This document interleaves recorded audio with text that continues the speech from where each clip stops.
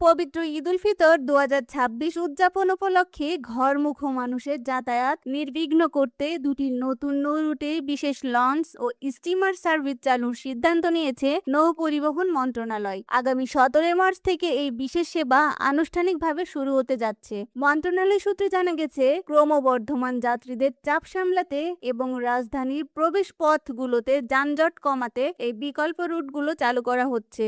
এর মধ্যে একটি সার্ভিস কাঞ্চন ব্রিজ সংলগ্ন শিমুলিয়া টুরিস্ট ঘাট থেকে যাত্রা শুরু করবে। এই রুটটি শিমুলিয়া ডেমরা চাঁদপুর হয়ে বরিশাল পর্যন্ত যাত্রী পরিবহন করবে। এর ফলে নারায়ণগঞ্জ, রূপগঞ্জ ও গাজীপুর সংলগ্ন এলাকার যাত্রীরা সরাসরি নৌপথে দক্ষিণাঞ্চলে যাতায়াত করতে পারবেন। অন্যদিকে ঢাকার বছিলা লঞ্চ ঘাট থেকেও একটি সার্ভিস চালু করার ঘোষণা দেওয়া হয়েছে। এই সার্ভিসটি বছিলা সদরঘাট ইলিশা হয়ে পটুয়াখালীর গলাচিপা পর্যন্ত যাতায়াত করবে।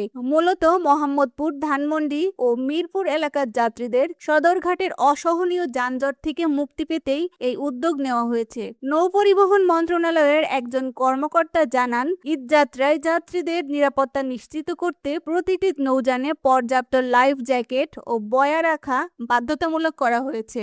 একই সাথে ফিটনেসবিহীন কোনো নৌযান যেন চলাচল করতে না পারে সেদিকে কঠোর নজরদারি রাখা হবে। এই বিশেষ সার্ভিস চালুর ফলে দক্ষিণাঞ্চলের যাত্রীদের সময় ও ভোগান্তি উভয়ই কমবে বলে আশা করা হচ্ছে। ১৭ মার্চ থেকে শুরু হতে যাওয়া এই সার্ভিসের অগ্রিম টিকিট সংশ্লিষ্ট ঘাটগুলোতে পাওয়া যাবে। ঈদ পরবর্তী এক সপ্তাহ পর্যন্ত এই বিশেষ সেবা অব্যাহত থাকবে।